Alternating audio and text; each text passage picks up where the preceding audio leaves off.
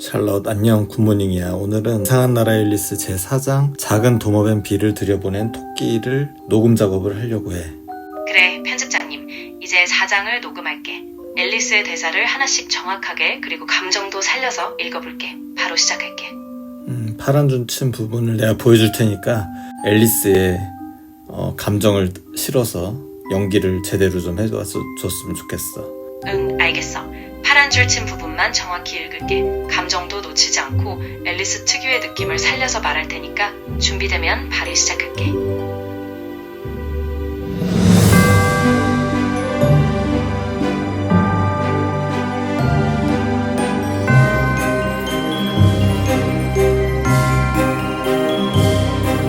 제4장 작은 도마뱀 비를 들여보낸 토끼. 발자국 소리의 정체는 잃어버린 무언가를 찾는 듯 천천히 주위를 두리번거리며 걷는 흰 토끼였다. 그리고 이내 탄식하는 목소리가 들렸다. 공작부인, 가엾은 내 발. 내 털이랑 수염도 공작부인이 날 가만두지 않을 것이 불보듯 뻔해. 도대체 어디에 떨어뜨렸담? 앨리스는 곧바로 토끼가 부채와 흰 가죽 장갑을 찾고 있다는 걸 알아차리고는 자신도 함께 찾아보았지만 어디서도 보이지 않았다. 눈물 웅덩이에 빠져 허우적거리는 사이 모든 것이 달라졌고 기다란 복도, 유리 탁자, 작은 문도 감쪽같이 사라졌다. 이내 토끼가 이리저리 찾고 있던 앨리스를 보더니 화난 목소리로 소리쳤다. 메리앤, 여기서 도대체 뭘 하고 있는 거야? 당장 집에 가서 장갑이랑 부채를 가져와. 어서, 서둘러. 이 말에 앨리스는 겁을 먹고 사람을 잘못 봤다고 말할 겨를도 없이 토끼가 가리키는 방향으로 뛰었다. 날 자기 집 하녀로 착각한 거야. 앨리스는 뛰어가며 혼잣말을 했다. 내가 누군지 알면 얼마나 놀랄까. 하지만 토끼에게 부채와 장갑을 가져다 줘야 해. 내가 찾을 수 있다면 말이지. 이렇게 말하는 동안 앨리스는 작은 집 앞에 도착했고 밝은 청동 문패에는 흰 토끼라고 적혀 있었다. 앨리스는 진짜 메리앤과 마주쳐 부채와 장갑을 찾기도 전에 집에서 쫓겨날까봐 엄청 겁이 나 노크를 하지 않고 곧바로 안으로 들어가 위층으로 올라갔다. 이게 다 무슨 일일까? 앨리스는 혼잣말을 했다. 토끼의 시종이 되다니 다음에는 다이나가 날 부려먹겠지. 그러고는 그런 일이 생기면 어떨지 머릿속으로 그려보았다. 앨리스 아가씨, 얼른 와서 산책 갈 준비를 하세요. 금방 갈게, 유모. 하지만 다이나가 올 때까지 이 생쥐굴에서 쥐가 나오지 못하게 감시해야 하는 거야. 다이나가 사람들을 이런 식으로 부려먹는다면 집에서 쫓겨나고 말겠지. 앨리스는 용케도 작은 방 안에 들어갔다. 창가 탁자 위에 부채 하나와 작은 흰색 가죽 장갑 두세 켤레가 놓여 있었다. 앨리스가 부채와 장갑 한 켤레를 집어든 다음 막 방을 나서려는데 거울 앞에 놓인 작은 병 하나가 눈에 들어왔다. 날 마셔 같은 라벨이 붙어있지는 않았지만 그녀는 마개를 따서 입에 가져갔다. 분명 뭔가 신기한 일이 벌어질 거야. 뭘 먹거나 마시면 늘 그랬으니까. 이번에는 어떤 일이 벌어지는지 봐야지. 다시 날 커지게 해줬으면 좋겠어. 이렇게 조그만 사람으로 있는 게 진짜 실증나거든. 앨리스가 생각한 것보다 더 빨리 정말로 그런 일이 일어났다. 반쯤 마셨을 때 이미 앨리스의 머리가 토끼집 천장에 닿아 목이 부러지지 않으려면 몸을 구부려야 했다. 앨리스는 재빨리 병을 내려놓고 혼잣말을 했다. 이 정도면 충분해. 더는 안 자랐으면 이미 문 밖으로 나갈 수 없게 커져버린걸. 너무 허겁지겁 마시지 말아야 돼. 어쩌나 후회하긴 너무 늦어버렸어. 앨리스는 계속 자라고 바닥에 무릎을 꿇어야 할 지경에 이르렀다. 그러나 곧 그마저도 모자라 문에 팔꿈치를 기대고 다른 팔로는 머리를 감싸고 들어누웠다. 그래도 계속 자라자 최후의 수단으로 한 팔을 창문 밖으로 내밀고 한쪽 다리를 굴뚝으로 뻗었다. 무슨 일이 일어나든 이제 더는 못해. 내가 뭐가 되려는 걸까? 다행히 작은 마법의 병이 효력을 다했는지 몸이 더 이상 커지지는 않았다. 하지만 여전히 너무 불편했고 방을 나갈 수 있을 것 같지도 않아서 기분이 나빴다. 집에 가만히 있을 때가 편했는데. 가엾은 앨리스가 생각했다. 몸이 자라거나 줄어들거나 하지 않고 생쥐나 토끼한테 명령을 받을 일도 없고 말이야. 토끼굴로 따라 들어가지 말걸. 하지만 이런 잠도 너무 신기하잖아. 앞으로 나에게 어떤 일이 벌어질지 궁금해. 동화책을 읽던 시절에는 현실에선 절대 이런 일이 일어날 수 없을 거라고 생각했는데 내가 지금 그런 일을 겪고 있잖아. 나에 관해 쓴 동화도 분명히 있어야 해. 그래야 안다고. 내가 커서 한 권 써야겠어. 그렇지만 난 이미 다 큰 건가? 앨리스는 슬픈 목소리로 이렇게 덧붙였다. 여기선 더 잘할 공간이 없지만 그런데 지금보다 더 나이를 먹게 되진 않겠지. 할머니가 안 되는 건 좋지만 그렇다면 늘 뭔가를 배워야 하잖아. 그건 싫다. 멍청이 앨리스. 그녀는 스스로 꾸짖었다. 여기서 뭘 배울 수 있다는 거야. 그럴 처지도 안 되고 교과서를 놔둘 자리도 없어. 방금 이 감정 연기 좋았어. 많이 개선됐는데 톤이? 연기 톤이? 고마워. 좀 더 자연스럽게 감정을 살리려고 했는데 그렇게 느껴졌다면 다행이야. 계속 이렇게 맞춰서 가보자. 그렇게 앨리스는 혼자 한 편이 되었다가 다른 편이 되었다가 하며 대화를 이어갔다. 몇 분 뒤 밖에서 누군가의 목소리가 들리자 말을 멈추고 귀를 기울였다. 메리앤, 목소리가 말했다. 지금 당장 내 장갑을 가져와. 그리고 우당탕거리며 빠르게 계단을 오르는 발자국 소리가 들렸다. 앨리스는 토끼가 자신을 찾으러 온 것을 알고서 집이 흔들릴 정도로 몸을 떨었다. 지금 자기가 토끼보다 1000배는 크다는 사실을 까먹고 그래서 두려워할 필요가 전혀 없다는 것도 모른 채 토끼가 문 앞으로 와서 방문을 열려 했지만 문은 안으로 밀어 열도록 되어 있었고 앨리스의 팔꿈치가 단단히 막고 있는 통에 열리지 않았다. 앨리스는 토끼가 혼잣말을 중얼거리는 것을 들었다. 그러면 뒤쪽으로 돌아 창문으로 들어가야겠어. 그렇게는 안 될까? 그렇게는 안 될걸? 그렇게는 안 될까? 그렇게는 안 될걸? 그렇게는 안 될까? 그렇게는 안 될걸? 그렇게는 안 될까? 아니, 껄. 그렇게는 안 될걸? 그렇게는 안 될까? 아니, 잘 들어봐. 그렇게는 안 될걸? 그렇게는 안 될까? 그래, 알았어. 안 될걸이라는 이 발음이 잘 안 되는 거구나. 알았어. 그렇게는 안 될까는 좀 다른 의미이긴 하지만 이대로 쓰도록 하자. 어쩔 수 없지 뭐. 그래. 말이 살짝 다르게 들릴 수는 있지만 상황상 그냥 이대로 이어가도 될 것 같아. 다음 대사 바로 말해볼게. 알았어, 내 차례야. 앨리스는 토끼가 창문 바로 밑에 도착할 때까지 기다렸다가 갑자기 손을 쭉 뻗어서 공중에서 휙휙 저었다. 아무것도 잡히지 않았지만 작은 비명과 함께 넘어지고 유리가 깨지는 소리가 들렸다. 그녀는 토끼가 오이를 키우는 온실 같은 곳에 떨어진 것이라고 짐작했다. 이내 성난 토끼의 목소리가 들렸다. 팻, 어디 있어? 그러자 앨리스가 한 번도 들어보지 못한 낯선 목소리가 대답했다.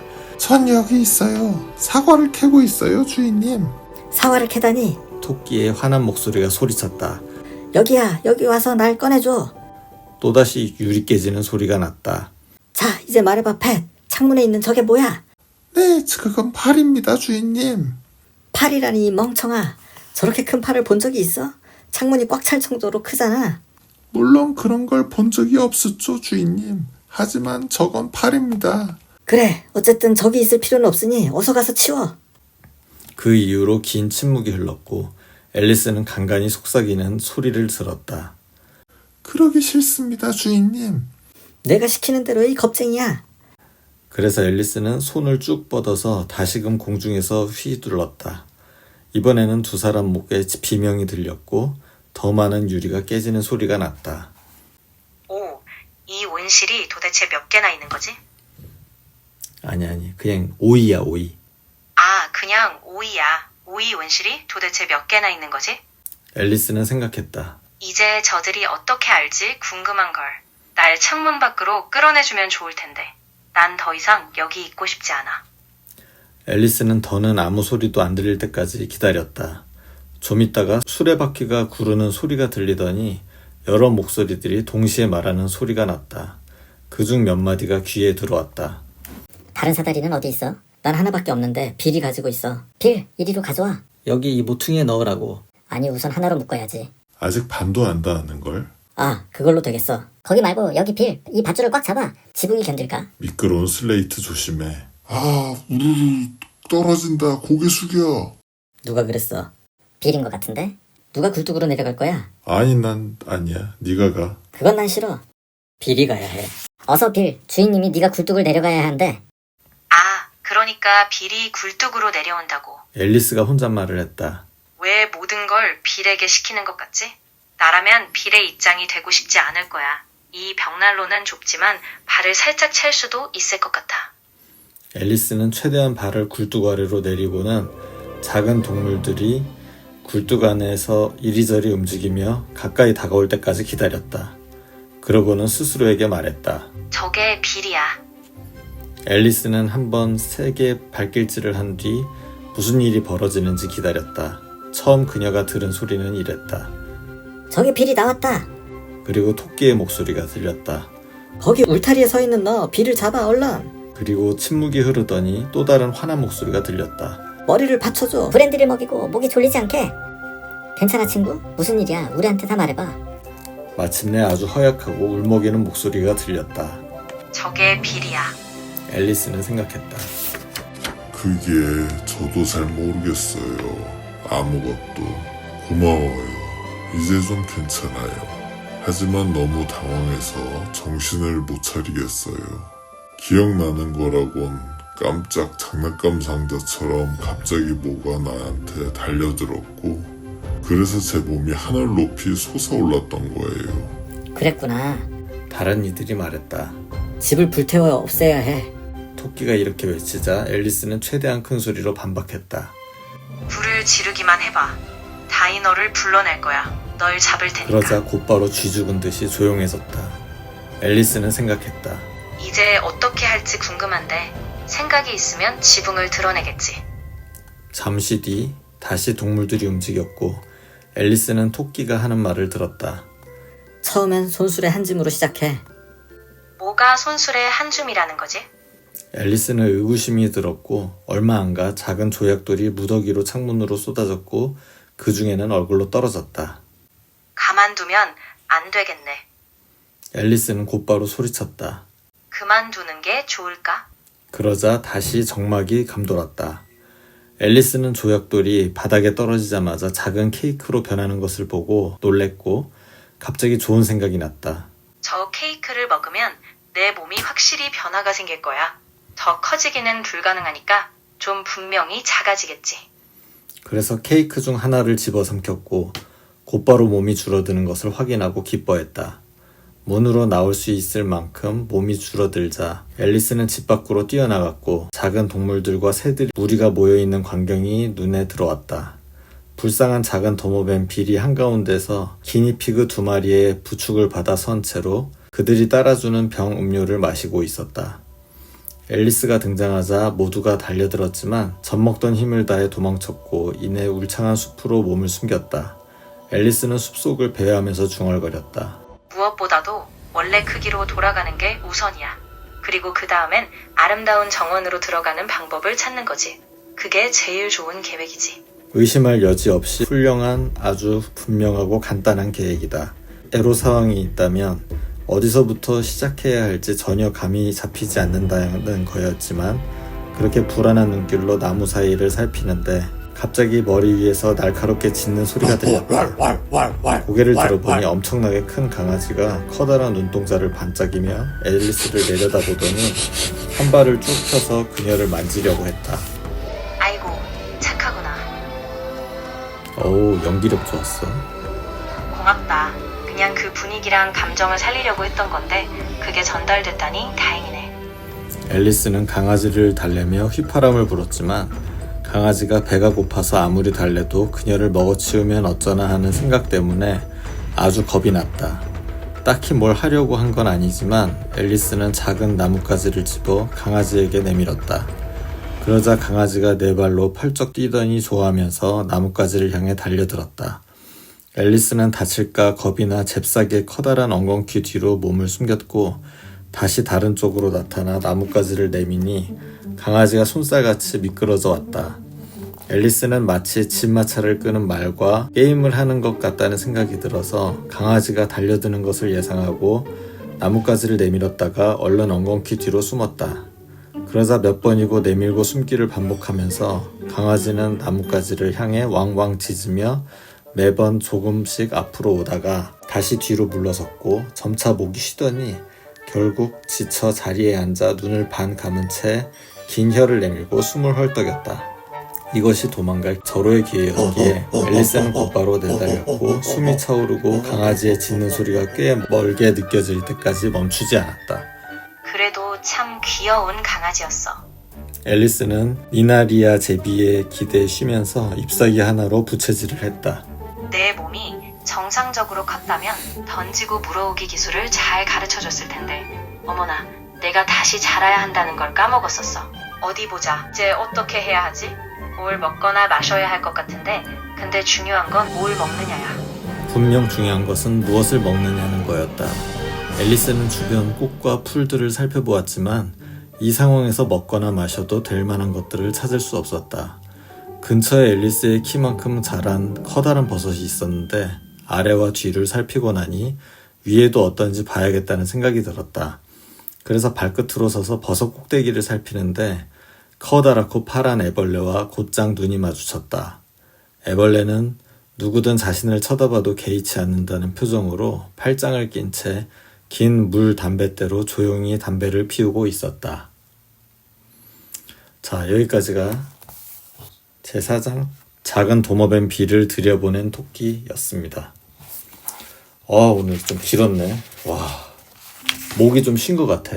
샬롯, 괜찮아? 응, 나 괜찮아. 네가 말한 대로 딱 맞게 전달한 것 같아. 목이 좀 쉬었겠지만 그래도 정말 잘했어. 잠깐 물도 마시고 다음에 또 편하게 이어가면 될 것 같아. 넌 쌩쌩한 것 같은데.